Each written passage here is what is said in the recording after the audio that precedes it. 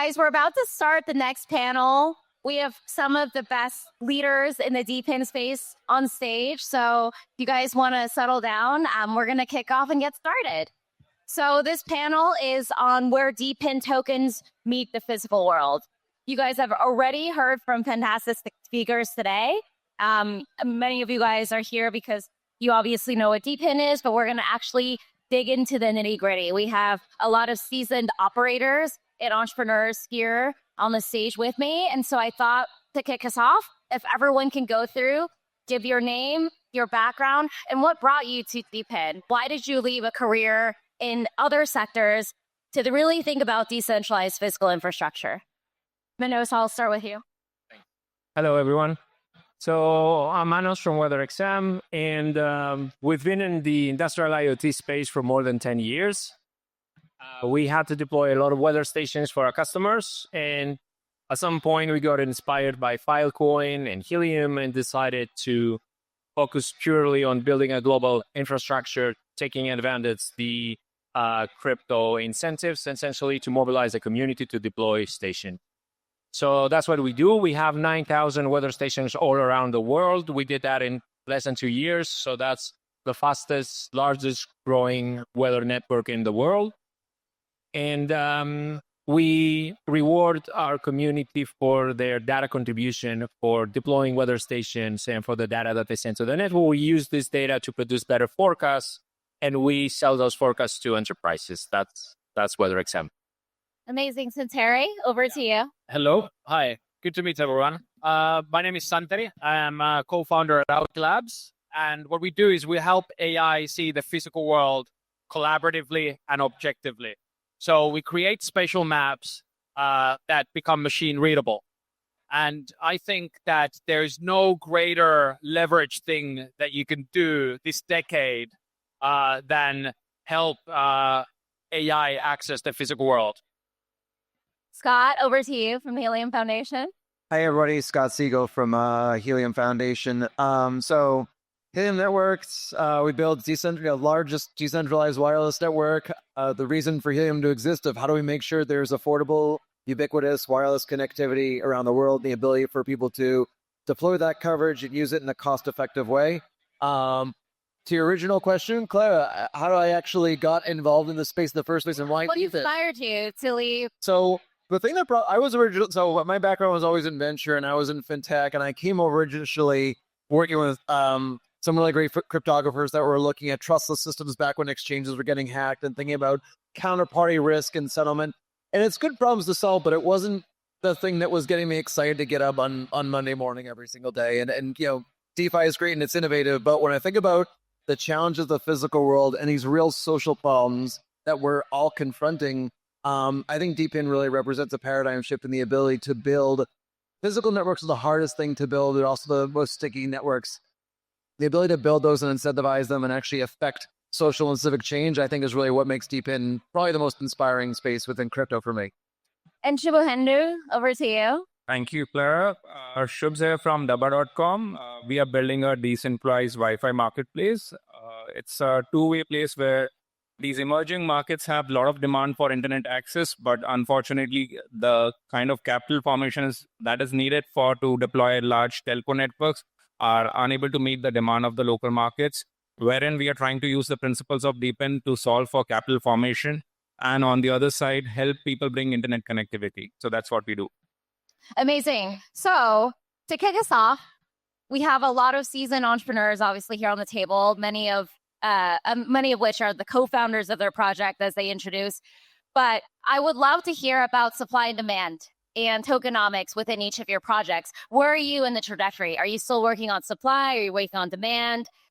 Give us the nitty gritty. So I think we proved in the first 2 years of the project that we can build the supply, and we have recently launched a number of different products and services for the demand for the customers, for the enterprises. So right now in our website, we have the professional services, which is third-party accuracy tracking for forecasts of other companies, of other models for all the stations that we have around the world. And we make this available for free to everyone. And then we build custom forecasts on top of every weather station by training basically a model on the historical data of the station. So that's what we're trying to sell. But at the same time, we're acting as a weather oracle. We power prediction markets, weather prediction markets. We have an AI MCP, so AI agents can use our weather data to bet on chain for weather events. So we're definitely in the demand side of the tokenomics, which has an effect on the effect on the tokenomics basically is that we drive all this value back into the token through a geo licensing scheme that we have. Amazing. Anyone else want to jump in? Yeah, so most of Web3 has a lot of supply and a lot of demand. And so we decided to go and look for demand first. So build real world applications so that you can generate demand and tie the success of your token to that demand that comes. And I believe that if you want to go out there and solve billion-dollar problems, you're going to have, if you want to do a billion-dollar burn, you're going to have to go out there and solve a billion-dollar problem. And so you tie your tokenomics to the demand that comes through birds. Amazing. Scott? So 6 years in from Helium launching in 2019, and we've really cracked like a real kind of windfall on the demand side recently. So existing from traditional telco enterprise is, so from the evolution of 4G mobile networks to 5G, you're talking about higher bandwidth, bigger data demands, and that means denser coverage for carriers around the world. So if you think about radio towers in dense urban areas, they might be a half-mile apart. You need to be able to complement and subsidize that coverage. So telco networks has always been built from top-down enterprise. How do you allow anybody to participate in the creation of those wireless networks? And now that we have seen, again, where carriers need to expand their coverage footprint for mobile, for 5G mobile phones, that's where, and like we announced just last week, AT&T and their 120 million subscribers in the US is actively using the Helium network. So it's solving a real traditional problem that comes from legacy telco. And so that with the addition of Helium Mobile, which is our own native carrier, we're seeing significant demand on the mobile side, which is a long way from where we came from. So Helium originally started solving for low power, long range sensors, Internet of Things. And Internet of Things has a problem, without getting too into it, is there's a fragmentation problem. There was no flagship demand product for IoT. So while we built incredible supply with hundreds of thousands of radio nodes around the world for IoT purposes, there wasn't a flagship demand. The fact that Helium's flagship demand is sitting in everybody's pocket is really allowing us to finally see some scale and traction on the demand side. Shubhanu, Raya? Dabba is a very unique project. If you look at ours, is a demand-driven economy where there's a lot of demand for our product in the market. We have thousands of real paying customers every month on subscription, right? Pick up any large emerging market such as India, you will see that there are people who are willing to pay for the service infrastructure, basic infrastructure such as internet access, but they are not able to really pay up front for the installation cost. And that's where the DePIN tokenomics and the entire supply demand comes into picture, where the core principles of DePIN can be utilized to subsidize that installation cost, bring in a lot of infrastructure, and people are then more than happy to pay for that service month-on-month basis. And that's where the whole supply-demand matches up, and essentially the tokenomics become a flywheel. People are paying for their service on a month-to-month basis. The real revenue that flows into the system, that revenue is used for buying back and burning the token, the things that we have learned from Helium and taken some of those practices from there. And essentially the value gets accrued into the token, which has been distributed globally. So if you look at Project Dabba, we have a huge demand. We have a wait list of thousands of locations that people need internet access. The kind of, for us, the core problem that we need to solve for is the supplier. Consistently, people buying more and more hotspots and bringing connectivity to the emerging markets. Amazing. Well, you guys heard it here. There's a lot of demand from each of these projects. They're really pushing on supply and just making sure they can upkeep with the demand from customers. I do want to kind of throw in a curveball question here. how do you guys see your identity in the Web3 space? Obviously, a lot of people in Web3 are focused on the bottom line, the price of the token. How do your family see you guys working in this space? Do they see you guys as crypto bros? Do they see you guys as infrastructure leaders? So deep dive into the identity piece, because a lot of people external in still see crypto and most crypto projects as being a lot of DeFi traders and people who just want to make a bottom line win. And obviously, the token price does matter as much as people don't want to talk about it. So who wants to jump in here? I can go for that. Yeah, for sure. So for us, it has been sort of a two life living at a time, right? You have this core business, which is purely a Web2 business. People do not understand anything back in India at large, at least our customers, anything to do with crypto. The families on the other sides are like, you're building something, keep building, you're doing good. Things are positive, revenues are flowing in, all good. But as far as the Web3 part is concerned, this is a totally different world, right? If I have to give you two different pictures, right? The core business runs pretty much like a Web2 business, just like purely a AT&T or a Comcast would be running, which is essentially installing a broadband connection, bringing more people online on a daily basis, right? Versus the whole tokenomics, the decentralization, the entire, the Web3 DeFi part of things is very unconnected to the core part of the business and back in India. So yeah, it's two different lives living at the same time. I think that it's funny. It feels like it's been a personal rebrand of talking about being in crypto. Like, it's not an industry, it's a technology. And I think the more that we talk about the industries that are actually serving and the solutions we're providing, I'm in the wireless business. And that's, I think, the right way to represent the kind of things that we're doing in their projects in terms of who we're actually serving. Because ultimately, I think that's kind of what's been a macro problem. The perception of crypto is like, what's valuable, what's being created. Well, when you're kind of driving for the technology, it's like saying I work in technology, 20 years ago, maybe. No, you might work in media, you might work in hospitality. I think we have to talk about the things we're enabling. So whether we're talking to friends and family, or we spend a lot of time in DC, kind of educating policymakers on like the real value that's being created here. I think also just from a reputation standpoint, I think everybody in this room, especially because the DePIN audience, there's so much garbage in the crypto space. Like, it is just exhausting. And it's like, we kind of need to, as a subsector, really kind of battle back against that narrative. So I think speaking more to what we're serving, speaking to those solutions, as opposed to, it's great to celebrate the technology, but we have to move past that. I think we have to talk about value creation. So yeah, I was going to say that I think I'm really happy that we're in the DePIN space because we have a unique advantage. When we go to crypto events, we can be the less bullshit crypto project like Scott mentioned, and we can like explain why what we do matters to the physical world, to the real world. And at the same time, when we are talking to the traditional industry, of course, crypto has a bad reputation, but it's easier for a DePIN project to defend themselves in the Web2 space.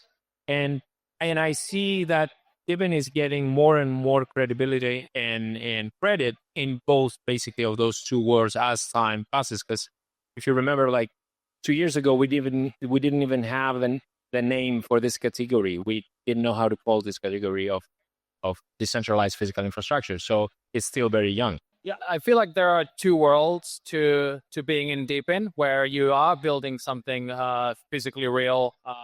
And when I talk about spatial computing, AI, and robotics, it's a thing that everybody kind of sees coming and understands it. As soon as we move towards decentralization, you kind of lose people a little bit.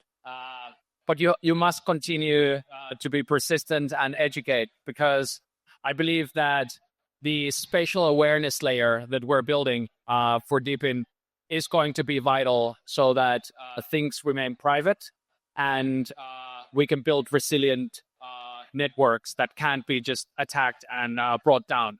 Because I'm from Spain, and if you haven't been reading the news for a couple of days, we had a massive electricity blackout, and we got to decentralize that stuff as soon as possible. No, those are great responses. Well, this is a great transition to my next question, which is around reputation systems. How do you keep your own community accountable? for providing the best quality infrastructure or providing the best quality geospatial data to providing the best networks? How do you weed out bad actors? Talk in the weeds of how you think about it. How do you keep the good guys there and feeling like processes are fair? So we have this idea in WeatherXM that is called quality of data. And essentially, I think we have one of the most sophisticated mechanisms to decide how many rewards every station, every operator will get. And what we do is we analyze the time series data coming from the sensors of our stations. And we try with clever anomaly detection techniques to detect if the deployment was done properly, and if there's any issues with the sensors. Like, for example, if we're asking the community to put the stations as far away from obstacles as possible in order to get clean readings of the atmosphere. But if somebody deploys it next to a tree or to a wall or something, we can trace this obstacle through looking at the time series. We have a moving window of 7 days. We can see shadows that are casted again over time, which indicates that it's not a cloud that is passing every day. It has to be an obstacle. So we slash the rewards, we penalize rewards for those stations. And that's how we keep the quality of the network very, very high. We're proud to say that the health of the data in our network is way, way higher than what you find in governmental networks. And where is your data stored? Our data is actually stored in Filecoin. So yeah, which is great. Nice plug. Forgot to introduce, I'm the founding officer of the Filecoin Foundation, world's largest decentralized storage network, but just had to do that plug there. Yeah, and the advantage there is that we have proofs. So we had to build our own hardware in order to add cryptographic proofs in the hardware. So we're signing the payload of the sensor data. And that's the only way that we can prove that everybody took the fair piece of the reward. And at the same time, by storing all the data in Filecoin, we can reserve those proofs, and we can act as a weather oracle, essentially, for the prediction markets that I mentioned before. We're going through the IPFS and Oracle smart contracts that are taking the data from IPFS and Filecoin in order to prove the whole transaction was legit. Amazing. So from a decentralization perspective, what we've built is a reputation layer. So it's a very easy to go out there and slash the nodes that are not performing or not doing their job properly. And when it comes to data, so first of all, in spatial computing, what you want to do is you want to make sure that all that spatial mapping and the data that is generated goes into a server that you control. Because if this physical space is yours, you want to be in control of the data that is being generated and in this space. So what we can do with that data is because it's attached to physical location that is generated, and we create digital twins out of them, we can go and look at point cloud auditing. So if the actual digital layer does not represent reality, we know that the data that is being given is corrupt and it's not good. So certainly come a long way from kind of where we were in our early days. And so one of the things that we introduced recently is the quality of service metrics on a per hotspot basis. So hotspots are the nodes that are actually providing wireless coverage. And for those that are not as intimately familiar with telco, when these large carriers roam into these other third-party networks, so airports are a great example of this, where somebody else owns the infrastructure, it's historically just been a black box. Like, they might know if the nodes or these kind of radios are on or off, but beyond that, there's not a lot of kind of other metadata and information. So the fact that with Helium, they're able to see things in terms of bit rate, how much data is being processed, what's that uptime look like on a per node basis, we're actually creating value that telco is not accustomed to. And it's kind of driving innovation within, again, like the wireless space beyond just kind of the crypto innovations of the ability to kind of self-deploy and have more community participation. The other thing is just mapping the idea that for Helium mobile subscribers, as they're walking around, like, this is where this demand side is helping to validate and support supply side, not just in terms of validating that coverage, but also helping us to drive supply of, well, where do we actually see that foot traffic and where's their necessary coverage? So we're also getting enough data from the demand side on how we can think about improving just kind of supply and where that needs to be. But yeah, quality of service is certainly a long way from where we came from our early IoT days. I think for us, it's pretty easy because given it's a demand-driven product where, the hotspot is getting deployed at a paying customer's house who actually needs internet access, right? So for them, there is an inherent reason to make sure the device is being up and running, right? So that part is taken care of. There's real usage happening on the device every day. The revenue is flowing in. So that part is taken care of. Coming onto the service, quality of site, latency, and all of that, that is taken care by the way we have designed the tokenomics, making sure the right incentives are aligned for all the participants of the network ecosystem so that they are incentivized at the right point at the right time. So those some of the basic fundamentals we have taken care of where the demand is there for actual product and the tokenomics make sure that the upkeep of the device is up and running. So those solves for those problems for us. No, amazing. Well, I don't know if you guys come to Dubai often or if it's your first, second, third time, but this week I've heard a lot of noise around how the culture here is ripe for experimentation. I am so curious for all of you how you think about growth and expansion for your networks, where you're seeing the Middle East, where you're seeing other regions. How do you even prioritize where to go? Because there's only so many operators and people on your teams. And you're spending so much time nurturing the community, nurturing both sides of demand and supply. So would love to hear each of you guys in terms of your growth strategy in different regions. Yeah, so for us, I think this is an incredible place to be in because ultimately there is this incredible convergence of capital, founders, and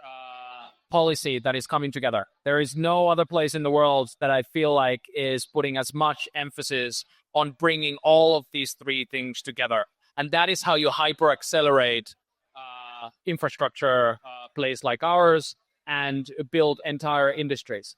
And for me, this week has been very eye-opening, getting to know a lot of the people. I was in Abu Dhabi for a little bit to meet some government officials to figure out how can you build the critical spatial awareness layer that is required for you to build smart cities, right? Nobody thinks about this, but you kind of have to figure out a very resilient network that should be decentralized, even in places where there is high level of control, because if it goes down, you're in deep trouble.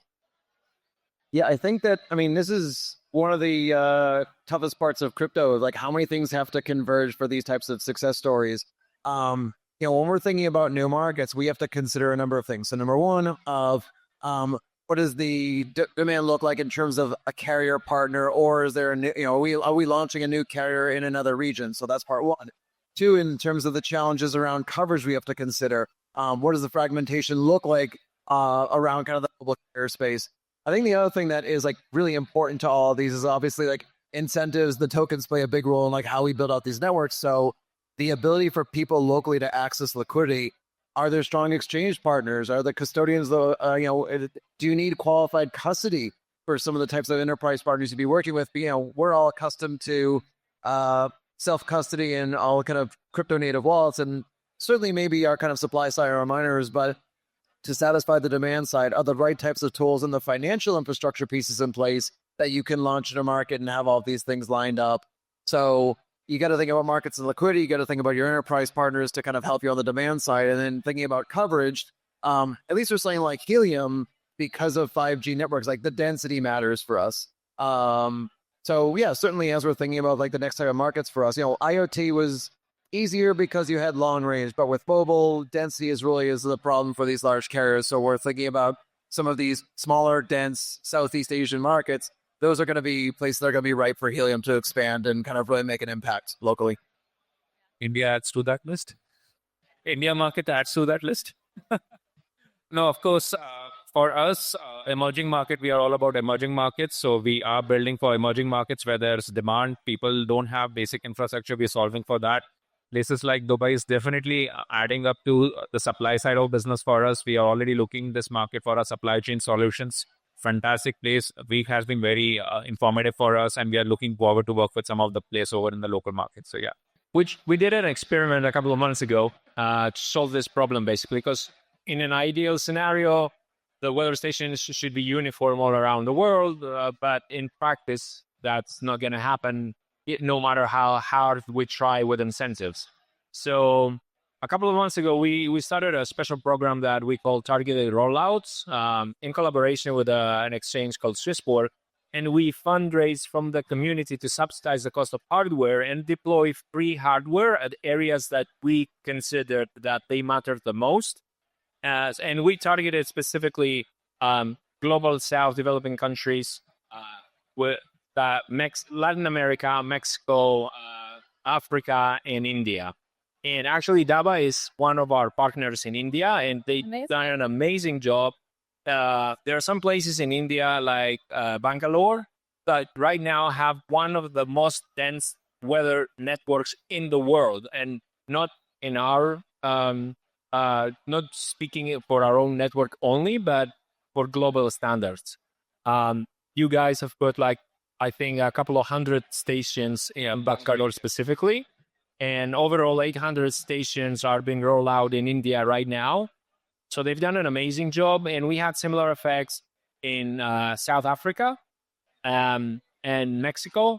So we are opening some markets that they never had such high density, high resolution, accurate weather data before. And we think that brings a lot of opportunities for us, but for any local, for the local economy, for local companies as well. So the way that we solved this problem was basically taking the situation into our own hands, going against the decentralization theme in a way, and acting as a traditional company, building partnerships in specific countries, and doing the rollouts.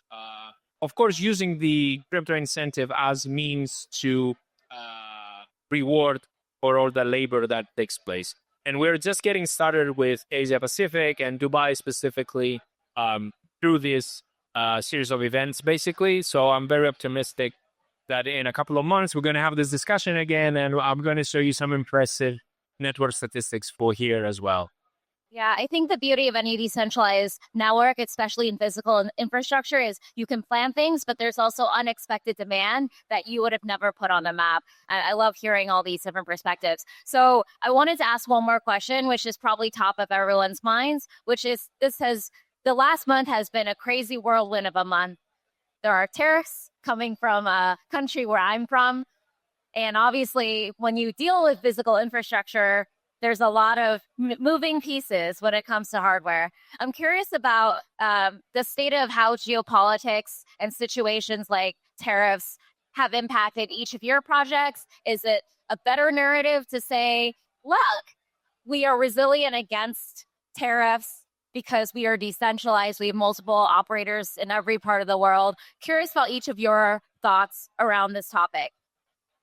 Because obviously, when there's massive geopolitical change, it can be a good time for disruption. It could be certain bottlenecks you have to face. Curious about each of your thoughts.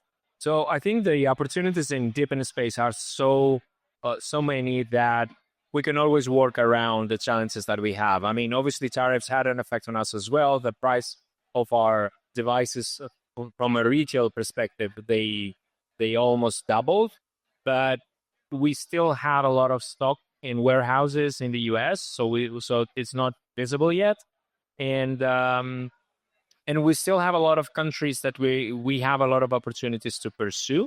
So, and I think, like you said, that's the beauty in the decentralized space, that we have a lot of blue ocean opportunities out there, guys. Amazing. Yeah, so for us specifically, it's not too much of an issue, mainly because this is our hardware. It's just a QR code that you put on the ground, and out of that, you can already create persistent coordinate layers across anywhere you want. But I actually feel personally that where DepIN will rise very quickly is in Asia Pacific. The trade war is very much focused between China and the US. So if you're producing any of your goods out of China, you should focus in the Asian Pacific region, because here you have less legacy companies that have built a robust infrastructure that you would need to be competing with. Also, it's a mobile first, highly dense, population dense environment where people are educating themselves very, very quickly on how to build a resilient infrastructure. So I'd say focus on Asia Pacific. I live in Indonesia. There's 17,000 islands, and there's a lot of need for infrastructure that is decentralized. So I think one thing that's probably frustrating all of us is I would love to see more decoupling of the macro narrative playing into how crypto markets are functioning, and love to see our markets be more of a function of the fundamentals, the value that we're creating, as opposed to following on like what rate cut is happening. But that's out of our hands. As far as things like tariffs, so like, on one hand, in the past, Helium has diversified its manufacturing base. We've done it before. We've learned our lessons in terms of thinking about kind of a unified firmware package. So like, it's something that we could do, but the reality is, I don't know if we're necessarily going to have to. One of the ways that we've been able to expand rapidly on supply side is actually not just net new hardware, but we're actually converting existing fleets of access points that are out in the wild. So you're talking about kind of software updates. So less of a manufacturing new hardware and more about how do we actually almost think about like hardware composability and kind of leveraging the stuff that's already out in the world. So for the folks that are familiar or from New York or have been in New York City, you've got towers all over the streets that are part of the Link NYC connected project. Those are actually all powering Helium offload now. So leveraging existing hardware plays a role for us. But I would say in general, it's more about, I think, kind of a narrative distraction than anything else for a lot of us. But otherwise, since we've been doing since 2019, just keep building. Directly, we don't get impacted by the whole tariff war by any, our supply chain is pretty much secured. But this Web3 crypto audience, the young generation will realize the impact as they realize how these central powers are able to control the supply chain by putting in tariffs, the kind of, daily impact they'll create in their daily lives. Once that realization kicks in, people will realize that decentralization, the core infrastructure decentralization is very critical. We should be seeing that as a narrative getting built in coming days where people will realize how decentralization can distribute the power, can bring in a lot of, core utility in the hands of people and the whole governance and all of those things that come along. So it's a good thing that has happened, but bad for the world. But let's see how it goes down the road. Yeah. Well, I know we're between everyone's lunch, so I wanted to have one last wrap-up question. I didn't realize we're running over time, but my last wrap-up question, which is also a trend we've seen throughout the Web3 and also Web2 world, is AI. How are you guys thinking about AI? Is AI a keyword you just throw in? Or are you guys thinking about serious ways to leverage AI in the existing work you're doing? And keep it snappy and quick, and then we'll wrap from there. I think the panelists will stay around for questions after, but on the side, so we'll get off the stage.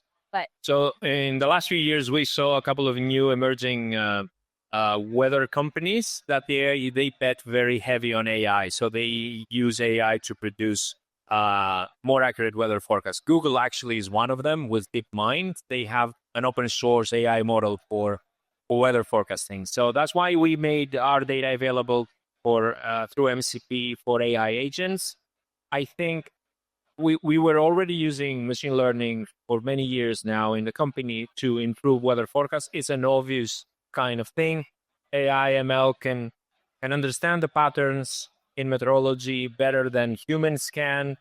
But they need a lot of data. So I think AI is a great opportunity for DepIn projects because there's up to a point that you can synthesize data. AI needs to feed on raw data, and this is what we're producing, basically. I'm all about AI. I think it's the highest leverage thing you can do this year and this decade is to help AI come and access the physical world, because that's where we're going to see the greatest unlocks in human history. And so right now we're seeing very cool advancements in what we call physical AI. So if you go and see Grok Vision or Project Astra from DeepMind, they are doing something called contextual awareness. They have the ability to pull out a camera and in real time look at the feed and figure out what's happening.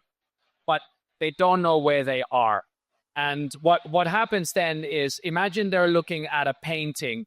It needs to figure out every single painting in the world and contrast it with that. So it requires a lot of compute to kind of figure out what it is. But if it knows in which museum it is, which room, it doesn't actually need to go and look for all of those paintings. It knows which one it is, even with a blurry image.